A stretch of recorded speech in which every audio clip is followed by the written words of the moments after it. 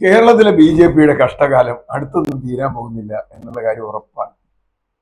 കേരളത്തിൽ BJPക്ക് ജനപിന്തുണ കൂടുന്നു എന്നൊക്കെ അവകാശപ്പെടുമ്പോഴും കഴിഞ്ഞ ലോക്സഭാ തെരഞ്ഞെടുപ്പിൽ വലിയ മുന്നേറ്റം ഉണ്ടായി എന്ന് അവകാശപ്പെടുമ്പോഴും തൃശ്ശൂർ ജയിച്ചു, പല സ്ഥലത്തും 2ാം സ്ഥാനത്ത് വന്നു, 11 മണ്ഡലങ്ങളിൽ നിയമസഭാ മണ്ഡലങ്ങളിൽ 1ാം സ്ഥാനത്തായി.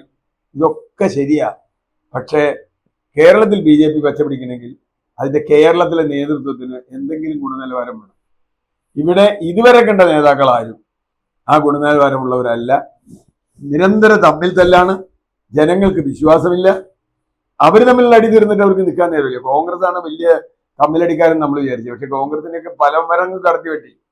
കോൺഗ്രസ് ഒക്കെ എത്ര കൊല്ലം കൊണ്ടാണ് ഗ്രൂപ്പ് വഴക്ക് ഉണ്ടായതെങ്കിൽ ഇത് വളരെ തുടക്കം മുതലേ തന്നെയാണ്. സുരേന്ദ്രൻ, ശോഭാ സുരേന്ദ്രൻ, കൃഷ്ണദാസ്, ആകെ പ്രശ്നമാണ്. അപ്പോ കേരളത്തിൽ ഇപ്പോ BJPക്ക് ഇനി തിരിച്ചു വരണമെങ്കിൽ ഇവിടുത്തെ ലീഡർഷിപ്പിൽ ചേഞ്ച് വരണം എന്ന് സ്വാഭാവികമായും വിചാരിക്കും. ഇപ്പൊ മിസോറാം ഗവർണറാക്കലാണ് കേരളത്തിലെ BJP നേതാക്കന്മാരെ കിട്ടാവുന്ന ഒരു പോസ്റ്റ്. അവിടെ വേറെ ആളെ വെച്ചു നോക്കും. വേറെ ഏതെങ്കിലും ഗോവ ഗവർണർ ഇപ്പോൾ വേറെ ആളുണ്ട്. ഇപ്പൊ വേറെ ഏതെങ്കിലും കൊച്ചു സംസ്ഥാനത്തിന്റെ ഗവർണറാവും, ചണ്ഡീഗഡ് ഗവർണറോ എന്തെങ്കിലുമൊക്കെ ആയിട്ട് പോവാം. അപ്പോ കെ സുരേന്ദ്രൻ ഇനിയിപ്പോ അത്രയൊക്കെ കാലത്ത് ചാൻസ് ഉള്ളൂ. ഇത്രയും ഗുണം കിട്ടിയിട്ടും കേരളത്തിൽ BJP മുമ്പോട്ട് പോയില്ല എന്ന് BJP കേന്ദ്ര നേതൃത്വത്തിന് അറിയാവുന്നത് കൊണ്ട് അവരിപ്പോൾ നേതാവിനെ മാറ്റാൻ തീരുമാനിച്ചിരിക്കുന്നു. 2 പേരുകളാണ് വന്നിട്ടുള്ളത്. ഒന്ന്, തിരുവനന്തപുരത്ത് ശക്തമായി മത്സരം നടത്തി പരാജയപ്പെട്ടുവെങ്കിൽ പോലും 2ാം സ്ഥാനത്ത് വന്ന രാജീവ് ചന്ദ്രശേഖർ എന്ന് പറയുന്ന മാധ്യമ മുതലാളി. അദ്ദേഹം ഒരു കോർപ്പറേറ്റ് ഉടമസ്ഥയാണ്. അദ്ദേഹത്തെ ഇവിടത്തെ അധ്യക്ഷനാക്കിയാൽ അത് കേരളത്തിൽ BJPക്ക് ഉണർവുണ്ടാക്കും എന്നാണ് ഒരു വാദം. അദ്ദേഹം വലിയ തോതിൽ വോട്ട് തിരുവനന്തപുരത്ത് പിടിച്ചു. അദ്ദേഹത്തിന് ചില വ്യക്തിപരമായ നേട്ടങ്ങളുണ്ട്. അദ്ദേഹം മലയാളിയാണ്, അടിസ്ഥാനപരമായി മലയാളിയാണ്. ഇവിടുത്തെ ഒരു പ്രധാന മാധ്യമത്തിന്റെ ഉടമസ്ഥനാണ്. ഇതൊക്കെ ശരിയാണ്. 2ാമത്തെ ചോയ്സ് വന്നിട്ടുള്ളത് MT രമേശാണ്. എന്നെ അത്ഭുതപ്പെടുത്തിയത് എന്തുകൊണ്ട് ശോഭാ സുരേന്ദ്രന്റെ പേര് വന്നില്ല എന്നുള്ളതാണ്. എവിടെ മത്സരിച്ചാലും ശോഭാ സുരേന്ദ്രൻ വലിയ തോതിൽ വോട്ട് ക്യാച്ച് ചെയ്യുന്ന ഒരു അനുഭവം നമ്മൾ ഉണ്ടായിട്ടുണ്ട്. ഇതിനു മുമ്പ് പാലപ്പുഴയിൽ കഴിഞ്ഞ തവണ ഉണ്ടായി, അതിനു മുമ്പ് പാലക്കാട് ഉണ്ടായി, പല സ്ഥലങ്ങളിലും ഉണ്ടായി. അവർ മത്സരിച്ചാൽ വലിയ തോതിൽ വോട്ട് അവർക്ക് പിടിക്കാൻ കഴിയും. മറ്റാരേക്കാളും ജനപിന്തുണ അവർക്ക് കൂടുതലുണ്ട്.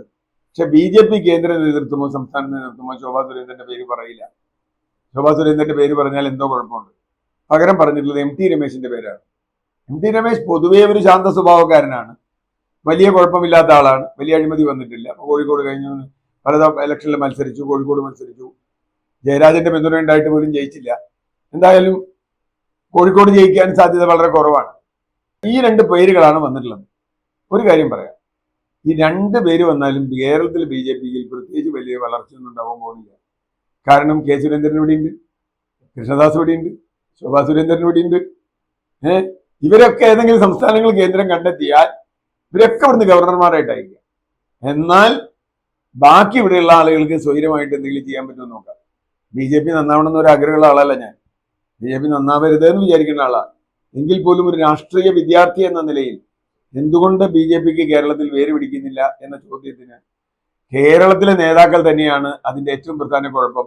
കേരളത്തിന്റെ രാഷ്ട്രീയം അറിയാത്ത അമിത്ഷാ ഒക്കെ ഡൽഹിയിൽ ഇരുന്ന് തീരുമാനിക്കുന്നു ഒന്നും കേരളത്തിൽ നടക്കാൻ പോകില്ല. മാത്രമല്ല, കേരളത്തിലെ ബഹുഭൂരിപക്ഷം വരുന്ന ജനങ്ങൾ വലിയ മതേതര വിശ്വാസികളാണ്. ഒരു തെരഞ്ഞെടുപ്പിൽ സുരേഷ് ഗോപിക്ക് വോട്ട് ചെയ്യും അല്ലെങ്കിൽ ശോഭാ സുരേന്ദ്രൻ വോട്ട് ചെയ്യും എന്ന് വെച്ചിട്ട് അവരൊന്നും വർഗീയവാദികളായിട്ടൊന്നും കാണേണ്ട കാര്യമില്ല. അതുകൊണ്ട് ആര് വന്നാലും, പ്രത്യേകിച്ചും നിയമസഭാ പഞ്ചായത്ത് തെരഞ്ഞെടുപ്പുകളിൽ BJPക്ക് ഒരു നേട്ടവും ഉണ്ടാകാൻ പോകുന്നില്ല. പാർലമെന്റ് തെരഞ്ഞെടുപ്പാകുമ്പോൾ മോഡിയുടെ പൊക്കമൊക്കെ കാട്ടി കുറച്ച് വോട്ട് പിടിക്കുകയായിരിക്കും. അതല്ലാതെ ഒരു നേട്ടവും ഉണ്ടാകാൻ പോകുന്നില്ല. ഏതായാലും പരീക്ഷണം നടത്തട്ടെ. പരീക്ഷണങ്ങൾക്കുള്ള സ്ഥലമാണല്ലോ കേരളം. വീണ്ടും ഞാൻ പറയുന്നു, ഇവിടെയുള്ള നേതാക്കന്മാരെ നിർത്തിക്കൊണ്ടാണ് ആരെ മാറ്റുന്നതെങ്കിലും കാലുവാരൽ, പിന്നിൽ നിന്ന് കുത്തൽ ഒക്കെ ഇവിടെ നടക്കും.